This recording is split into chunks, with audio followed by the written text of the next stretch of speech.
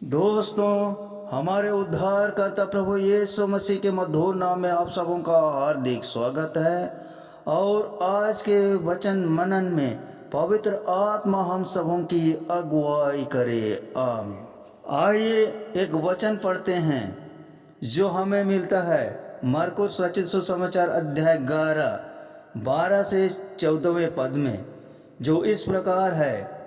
दूसरे दिन जब हुए बैतनिया से निकले तो उसको भूख लगी और वह दूर से अंजीर का एक हरा पेड़ देखकर निकट गया कि क्या जाने उसमें कुछ फल पाए, पर पत्तों को छोड़ कुछ ना पाया, क्योंकि वह फल का समय नहीं था। इस पर उसने उससे कहा, आपसे कोई तेरा फल कभी ना खाए। और उसके चेले सुन रहे थे। यहाँ हम देखने पाते हैं कि यीशु मसीह एक हरे पेड़ के पास जाता है और उस पेड़ को श्राप देता है। आखिर वह उस पेड़ को क्यों श्राप देता है? वचन में वर्णित पेड़ों में से अंजीर का पेड़ एक है। उत्पत्ति 3:7 के अनुसार इसी पेड़ के पत्तों के साथ आदम और हवा ने अपना पहला वस्त्र बनाया। न्यायों 9:11 के अनुसार अंजीर के पेड़ को उसके स्वादिष्ट मीठे फल के लिए सबसे पहले महत्व दिया जाता था। अक्सर इस्राएल राष्ट्र को प्रतीकात्मक में अंजीर के पेड़ के रूप में जाना जाता है। यहाँ तक कि प्रभु यीशु ने भी इस्राएल राष्ट्र के नए सिरे से जन्म होने के संबंध में अंजीर के पेड़ का संदर्भ दिया है, जो हम पाते हैं मत्ती अध्याय 24 के 32 से 33 में। मीका 7:1, यिर्मयाह 8:13, होशे 9:10 से 17 के अनुसार कई बार भविष्यवक्ताओं ने पुराने नियम में प्रारंभिक अंजीर के चिन्ह के रूप में आध्यात्मिक परिपूर्णता से इस्राएल के निरीक्षण को वर्णित करते हैं। लेकिन उसे पता चलता है, मुझे तो पक्की अंजीरों की लालसा नहीं थी। होशे 9:16 के अनुसार इन दोनों बंधुओं अर्थात असीरियन और बेबीलोन में परमेश्वर ने बांझपन का श्राप दे डाला।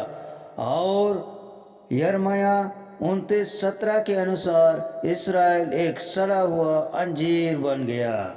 यहाँ हम देखते हैं कि फलहीनता न्याय की ओर ले जाती है, लेकिन यीशु ने अंजीर के पेड़ को क्यों श्राप दिया अगर वह फल का सही मौसम नहीं था?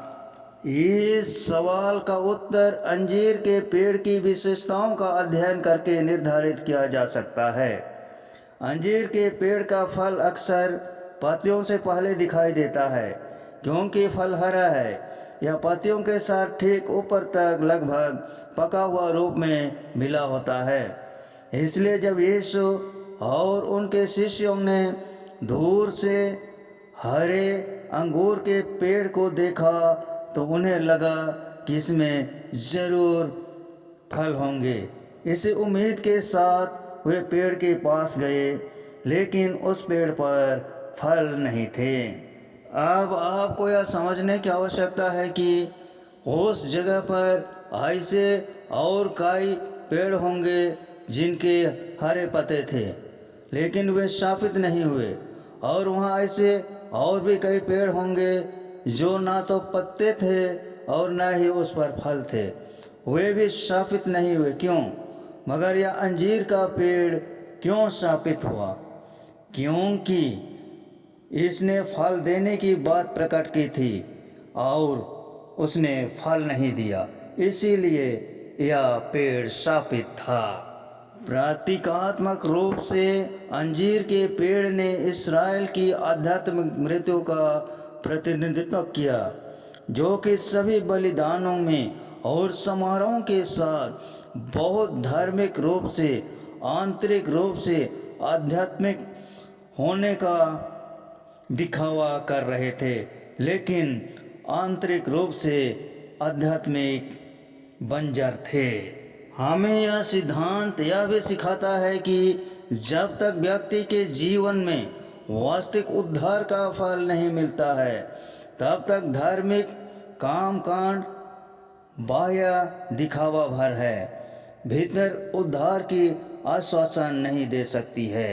अंजीर के पेड़ का सबक यह है कि केवल धार्मिकता का बाहरी स्वरूप ना दे, बल्कि आध्यात्मिक फल जो हमें गलातियों की पुस्तक अध्याय 5 22 से 23 में मिलता है। प्रेम, आनंद, मेल, धीरज, कृपा, भलाई, विश्वास, नम्रता और संयम होना चाहिए। परमेश्वर फलहीनता का न्याय करता है और उम्मीद करता है कि जो लोग उसके साथ अच्छा संबंध रखते हैं वे बहुतायत से फल उत्पन्न करेंगे। हमारे उद्धारकर्ता प्रभु यीशु मसीह इन बातों पर हमें बहुतायत से आशीष प्रदान करें।